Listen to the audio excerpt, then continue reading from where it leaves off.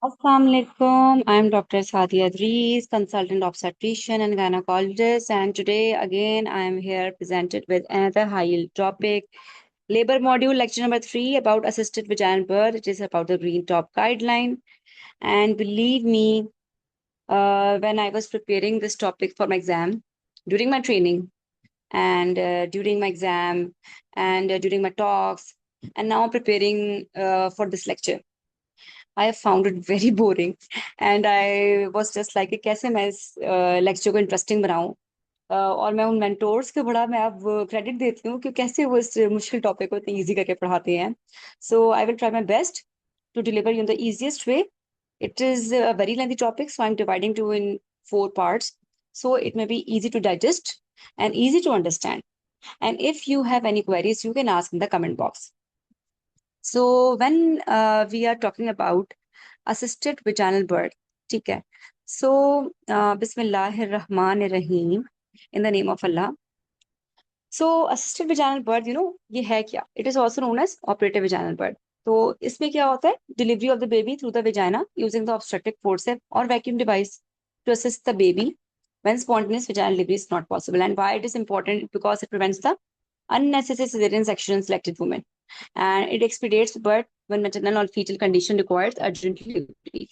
It reduces maternal exhaustion during prolonged second stage and can be life-saving for both mother and baby when performed correctly. ठीक है तो उसमें instruments हमारे पास forceps use होते हैं vacuum या वेनोटोस यूज होता है ठीक है और गोल क्या होता है safe vaginal birth while minimising maternal and neonatal morbidity ठीक है ये हमारे लेबर वार्ड के सबसे इंपॉर्टेंट प्रोसीजर में से एक है हर ऑब्स्टेट्रिशियन को पता होना चाहिए कि कब कौन सा इंस्ट्रूमेंट यूज करना है किस इंस्ट्रूमेंट को चूज करना है और प्रोसीजर अबेंडन करके सिजेरियन सेक्शन की तरफ जाना है सो इस लेक्चर में हम एविडेंस बेस्ड गाइडलाइन के मुताबिक indication prerequisites instruments technique complication step by step हम डिस्कस करेंगे ठीक है तो as you can see in the slide के हम यहाँ पे बात कर रहे हैं प्रेपरेशन की ठीक है व्हाट प्रेपरेशन ठीक है क्या प्रेपरेशन की हमें जरूरत होती है so coming towards the preparation what preparation for vaginal assisted birth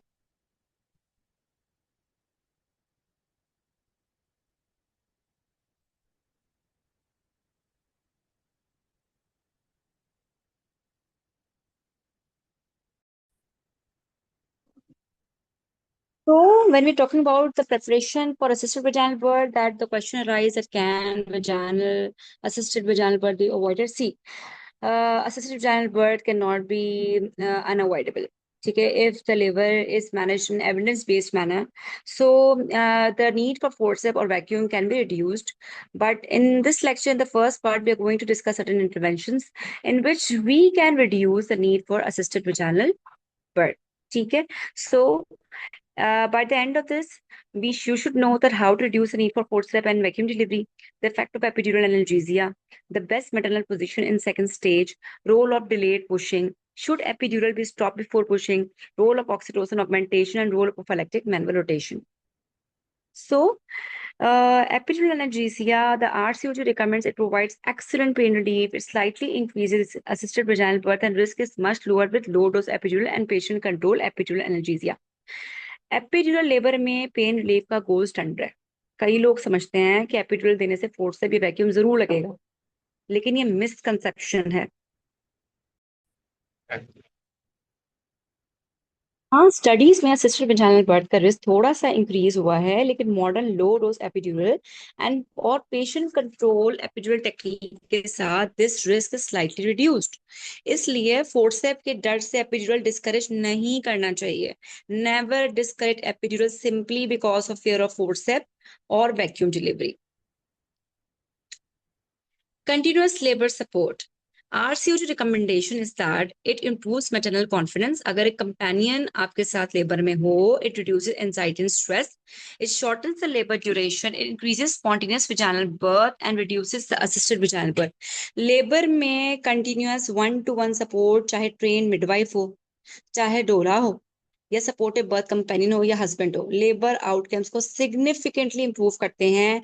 इससे मैटरनल एंजाइटी कम होती है, लेबर का एक्सपीरियंस बहुत अच्छा होता है और स्पॉन्टेनियस वेजाइनल बर्थ के चांसेस बढ़ जाते हैं। इसी वजह से असिस्टेड वेजाइनल बर्थ की जरूरत भी कम हो जाती है। आपने देखा होगा कि जिन सेंटर्स में साथ में अटेंडेंट्स को अलाउ करते हैं, वो उनकी कमर दबा रहे होते हैं, उनके साथ कंटिन्यूस सपोर्ट करते हैं, उनमें असिस्टेंस की नीड कम होती है, उनको मोटिवेट करते हैं। Okay, early versus late epidural. Should epidural be delayed until active labor? No, do not delay epidural solely to reduce the risk of assisted vaginal birth. Current evidence shows that epidural in the latent phase is safe. Up to 5 centimeters safe है वो. Does not increase assisted vaginal birth. Do not delay epidural solely to reduce the risk of assisted vaginal birth. पहले ये सोचा जाता था कि epidural सिर्फ active labour में लगानी है, लेकिन करंट एविडेंस के मुताबिक अगर पेशेंट को लेटेंट फेज अभी इफेक्टिव पेन रिलीफ की जरूरत है तो एपिड्यूरल डिले करने की कोई जरूरत नहीं है। Early epidural assisted vaginal birth का रिस्क इंक्रीज नहीं करती। Maternal position, if you talk about that, upright position in which gravity works with you, it promotes natural descent. In lateral position, it is comfortable and supportive, improves the blood flow. Benefits that the upright position, it causes better fetal descent, better maternal effort, and reduce assisted vaginal birth. So, अगर patient ने epidural नहीं ली हुई तो उसे mobilise करें, या तो वो अपराइट हो या लेटरल पोजीशन इनकरेज करनी चाहिए। ग्रेविटी से क्या होता है, फीटल डिसेंट में हेल्प होती है, मेटरनल एफर्ट भी इंप्रूव होती है और ब्लड फ्लो बेहतर रहता है। इससे स्पॉन्टेनियस वेजाइनल बर्थ के चांसेस इंक्रीज होते हैं और असिस्टेड फोर्सेप्स या वैक्यूम के चांसेस बहुत कम हो जाते हैं। Delayed pushing, who is this for primary gravida, जिसको एपिड्यूरल भी लगाओ। बेनिफिट्स क्या होते हैं, पैसिव फीटल डिसेंट होता है, allows the baby to descend naturally with gravity and contractions, reduces rotational delivery and reduces mid-pelvic instrumental birth, lower need for forceps or vacuum at mid-pelvic station. Delayed push-up gives the baby time to descend and rotate, resulting in a more physiological and safer birth. कितना 1 to 2 hours. Primary ग्रेविटा जिन्हें epidural लगी हो, उनमें immediate pushing के बजाय 1 से 2 घंटे तक डिलेड पुशिंग कंसिडर की जा सकती है। उनको आप ना कहीं जोर लगाएं, डिलेड करें, आराम से करें, वो कोई इशू नहीं है। अगर फीटल आर्च ठीक है, आराम से वो डिलेड पुशिंग वो करें, ठीक है। उस ड्यूरेशन में फीटस नेचुरली डिसेंड करता है, रोटेट करता है। इससे रोटेशन और मिड पैल्विक जो इंस्ट्रूमेंटल डिलीवरीज के चांसेस जो होते हैं बहुत कम हो जाते हैं। Okay. Should epidural be stopped? No. Stopping epidural does not reduce instrumental delivery, increasing maternal pain. और best instrumental epidural technique, current evidence में no technique is superior and choose epidural according to maternal indication. Labour के second stage में epidural बंद कर देना एक common practice थी, लेकिन एविडेंस इसको सपोर्ट नहीं करता।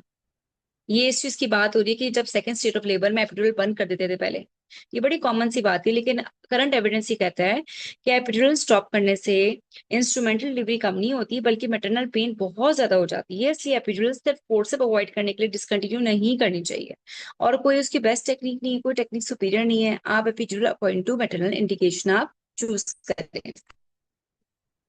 Oxytocin augmentation, routine oxytocin augmentation is not recommended. Evidence is insufficient to reduce assisted vaginal birth, and use oxytocin when there is clear clinical indication, not just to prevent assisted vaginal birth. Bottom line, these interventions should be individualized and based on clinical judgment, not used routinely to avoid assisted delivery. Routine oxytocin augmentation सिर्फ assisted vaginal birth prevent करने के लिए recommend नहीं की जाती। Oxytocin तभी use करें जब क्लिनिकली इंडिकेटेड हो। इसी तरह अब ये बात हो रही है प्रोफाइलेक्टिव मैनुअल रोटेशन की, तो कुछ स्टडीज ने बेनिफिट्स दिखाए हैं, लेकिन एविडेंस अभी इतना स्ट्रांग नहीं है कि ऐसे हर पेशेंट में रूटीनली रिकमेंडेड किया जाए। इसमें कुछ स्टडीज कहती हैं कि इसमें लेस ऑपरेटिव डिलीवरी होती है, हायर सक्सेस रेट होता है, लेकिन ये करंट एविडेंस इज इनसफिशिएंट। और ऑक्सीटोसिन ऑगमेंटेशन हमने कब करनी होती है, पेशेंट की पेन बहुत अच्छी नहीं होती या उसमें कॉन्ट्रैक्शंस बहुत इनसफिशिएंट होती है तो हमने करनी है। अदरवाइज रूटीन में सिर्फ इसलिए कि हम असिस्टेड वेजाइनल बर्थ के चांसेस को हम रिड्यूस कर दें, इट इज नॉट रिकमेंडेड। अगर हम ऐसे करेंगे तो उल्टा टेयर आने के चांसेस बढ़ जाएंगे। Okay, now classification of assisted vaginal birth. A standard classification system leads to better care, clearer communication, and better outcome. Why classified? To promote safe clinical practice, to improve the communication, and facilitate audit and documentation. देखें, assisted vaginal birth को हम divide करते हैं लो cavity में, mid cavity में और outlet में। ठीक है, आउटलेट डिलीवरी सबसे आसान होती है, सबसे सेफेस्ट होती है। लो कैविटी जो होती है हमारे पास सबसे कॉमन कैटेगरी है, और मिड पेल्विक डिलीवरी सिर्फ एक्सपीरियंस्ड ऑब्स्टेट्रिशियन को परफॉर्म करनी चाहिए। हाई फोर्सेप अब ऑब्सोलीट है, ठीक है, मॉडर्न ऑब्स्टेट्री रिकमेंड नहीं करती। ओके, आउटलेट में कब होता है? जब स्कैल्प विजिबल हो विदाउट सेपरेटिंग द लेबिया और skull has reach the pelvic floor and perineum, और उसमें हमारे पास रिगलीज आती हैं, ठीक है। अच्छा, लो इंस्ट्रूमेंटल हमारे पास कौन सी होती है? Leading station point of skull जो होते हैं स्टेशन +2 होता है या बिलो होता है, हेड अभी पेरिनियम पे नहीं आया होता। इसमें हमारे पास रोटेशनल भी होती है, नॉन रोटेशनल भी होता है। जो मिड इंस्ट्रूमेंटल होता है हेड अब +2 होता है लेकिन गेज होता है and no more than 1/5 of the head palpable abdominally. Although हम भी अब इसको इतना अच्छा नहीं समझते लेबर वार्ड्स में, लेकिन ये एक है कैटेगरी जो हमें पता होनी चाहिए। हेड अब +2 होता है, एंगेज होता है, less than head 1/5 of the head palpable होता है, और उसमें हमारे पास रोटेशनल भी होता है और नॉन रोटेशनल होता है। अब हमने देखा कि असिस्टेड वेजाइनल बर्थ की नीड को कैसे रिड्यूस करा सकते हैं, हमने इंटरवेंशन देखी हैं, ठीक है, क्लासिफिकेशंस देखी हैं। अब हमने देखना है कि इसके जनरल प्रिंसिपल्स क्या हैं। Guiding principle for assisted vaginal birth, no indication is absolute. There is no rigid rule that applies to all patients. Clinical decision must be individualized. Every case requires individual clinical judgment and consider maternal condition, fetal condition, and operator experience before proceeding. यानी कि assisted vaginal birth में सबसे पहला principal ये याद रखें कि कोई भी इंडिकेशन एब्सोल्यूट नहीं होती, हर पेशेंट अलग होता है और हर डिसीजन इंडिविजुअलाइज होना चाहिए। प्रोसीजर का डिसीजन 3 चीजों पर है: मेटरनल कंडीशन, फीटल कंडीशन और ऑपरेटर की स्किल। ऑपरेटर कितना एक्सपीरियंस है। हमारा एम से वेजाइनल डिलीवरी नहीं करवाना, हमने मदर और बेबी दोनों के लिए सेफेस्ट आउटकम अचीव करना है ना। इसलिए हमेशा सोचना है कि राइट पेशेंट हो, राइट इंडिकेशन हो, राइट टाइम हो और राइट ऑपरेटर हो, ठीक है। मैटरनल में हमने उसकी जनरल हेल्थ देखनी है, फटीग है, एग्जॉस्शन है, कोई मेडिकल डिसऑर्डर है, एबिलिटी टू पुश है कि नहीं है। फीटल में फीटल वेलबींग, फीटल पोजीशन, उसकी प्रोग्रेस किया है, कोई हाइपोक्सिया का रिस्क तो नहीं है, ऑपरेटर कितना स्किल्ड है, उसको एक्सपीरियंस है इंस्ट्रूमेंट के साथ, ये सब चीजें हमने देखनी है। अच्छा, रिलेटिव कॉन्ट्राइंडिकेशंस हैं, इंपॉर्टेंट कंसिडरेशंस क्या होने चाहिए? सस्पेक्टेड फीटल बीटिंग डिसऑर्डर तो नहीं है, कोई प्रीडिस्पोजिंग टू फ्रैक्चर तो नहीं है, कोई वायरल इन्फेक्शन तो नहीं है, कोई अदर इंपॉर्टेंट पॉइंट जिसमें वैक्यूम कॉन्ट्राइंडिकेटेड तो नहीं है जैसे फेस प्रेजेंटेशन है, और इसके अलावा कोई और प्री टर्म तो नहीं है। यानी कि बात करते हैं रिलेटिव कॉन्ट्राइंडिकेशन, अगर फीटल से बीटिंग डिसऑर्डर हो जैसे एलोइम्यून थ्रोम्बोसाइटोपेनिया या ऑस्ट्रोजेनेसिस इम्परफेक्ट जैसी कंडीशन हो तो इंस्ट्रूमेंटल डिलीवरी से ट्रॉमा का रिस्क बढ़ जाता है। प्री टर्म बेबीज में स्पेशली 32 वीक से पहले वैक्यूम अवॉइड करना चाहिए, क्योंकि सबग्लैल हेमरेज और इंट्राक्लिनिक इंजरी का रिस्क ज्यादा होता है। अगर इंस्ट्रूमेंटल डिलीवरी जरूरी हो तो फोर्सेप जनरली प्रेफर्ड होते हैं। तो मैटरनल वायरल इन्फेक्शन हो तो वैक्यूम या फोर्सेप एब्सोल्यूट कॉन्ट्राइंडिकेशन नहीं है। फेस प्रेजेंटेशन में वैक्यूम नहीं लगाते, ठीक है। और ब्रीज में आफ्टर कमिंग हेड के लिए फोर्सेप जैसे पाइपर फोर्सेप हम यूज करते हैं। Now, what are the indications for assisted vaginal birth? Fetal indications like pathological CTG, abnormal fetal blood sampling, thick meconium, suspected fetal compromise. Maternal condition में delayed second stage और अगर primary gravida में more than 3 hours with regional analgesia or more than 2 hours without regional analgesia, multipara में more than 2 hours with regional analgesia or more than 1 hour without regional analgesia, या other maternal indication जैसे maternal exhausted हो, distress में हो, maternal disorders, कौन से disorder जिसमें वालसर्वा नहीं कर सकते, जैसे कार्डियक में, सिवियर हाइपरटेंशन में, सेरेब्रल एन्यूरिज्म में, माइस्थीनिया ग्रेविस में, स्पाइनल कॉर्ड इंजरी में, ये इंडिकेशंस है कि आप लगाएं इसमें, ठीक है। तीसरा कंबाइंड इंडिकेशंस होती हैं जब मैटरनल और फीटल दोनों रीजन एक साथ प्रेजेंट होते हैं। सो एग्जाम में हमेशा याद रखें कि इंस्ट्रूमेंट का यूज तब करें जब डिलीवरी के लिए सेफली एक्सपीडिएट करना मदर और बेबी दोनों के लिए बेनिफिशियल हो। Now essential conditions for safe assisted vaginal birth. Essential conditions क्या होती हैं कि आपने सबसे पहले केयरफुल फीचर क्लिनिकल असेसमेंट करें, clear communication with the women, experience operator and adequate preparation and planning. Instrument लगाने से पहले प्रिपरेशन सबसे इंपॉर्टेंट स्टेप है। एक सक्सेसफुल असिस्टेड वेजाइनल बर्थ सिर्फ इंस्ट्रूमेंट की वजह से नहीं होती, बल्कि प्रॉपर असेसमेंट से आपका ऑपरेटर कितना एक्सपीरियंस्ड है, पेशेंट की काउंसलिंग और प्लानिंग की वजह से होती है। प्रिपरेशन ही कॉम्प्लिकेशंस को प्रिवेंट करती है।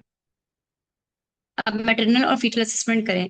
Before attempting instrumental did confirm that head is less than 1/5 palpable abdominally, cervix fully dilated, membranes ruptured, stationary distance spine or below, fetal head positions identified, caput and molded not more than moderate +2, and pelvis clinically accurate। Procedure start करने से पहले कुछ mandatory conditions confirm करनी जरूरी है। Head abdomen से 1/5 या उससे कम palpable हो, सर्विक्स फुल डायलेटेड हो, मेम्ब्रेन स्ट्रक्चर्ड हो, हेड स्ट्रेस स्पाइन या उससे नीचे हो, fetal head position accurately identified हो, कैपट मोल्डिंग मॉडरेट से ज्यादा ना हो और पेल्विस क्लिनिकली एडिक्वेट हो। अगर इनमें से कोई भी कंडीशन मिसिंग है तो प्रोसीजर कंटिन्यू नहीं करना चाहिए, दोबारा रीअसेस करें या ऑल्टरनेटिव प्लान को आप चूज करें। अच्छा, प्रेपरेशंस ऑफ द मदर क्या होंगी?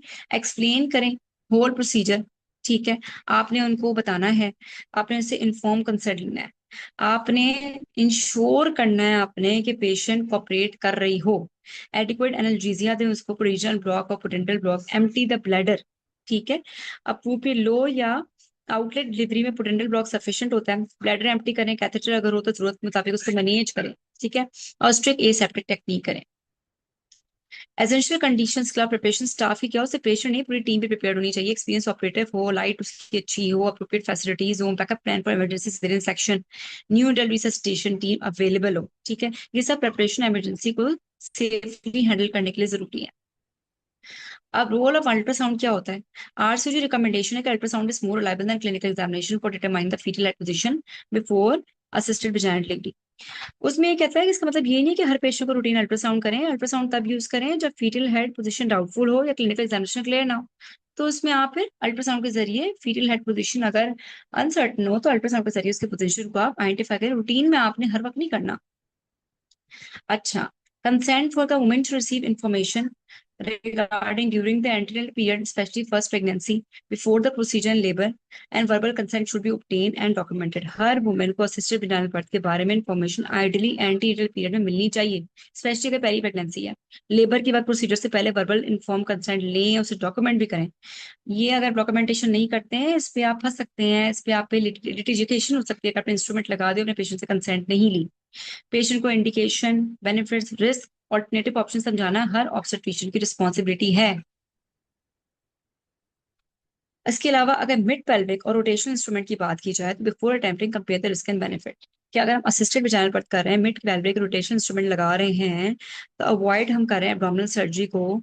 शॉर्टर रिकवरी होती है, पेशेंट को बताना है इसको कि मेटरनल मोबिलिटी कम होती है, लेकिन risk of instrument related trauma है, रिस्क ऑफ पेरिनियल ट्रॉमा है, रिस्क ऑफ फेल टाइम है, इमरजेंसी सिजेरियन की जरूरत पड़ सकती है। और सेकेंड स्टेज सिजेरियन अगर हम करते हैं तो वो अवॉइड करता है फेल इंस्ट्रूमेंट के टाइम्स को। लेकिन ये मेजर एब्डोमिनल सर्जरी है, हाई मेटरनल मोबिलिटी है, लॉन्गर रिकवरी है, रिस्क है फ्यूचर प्रेगनेंसी में क्रीटा का, तो हमें जो भी करना है हमने उसकी रिटर्न कंसेंट हमने लेनी है।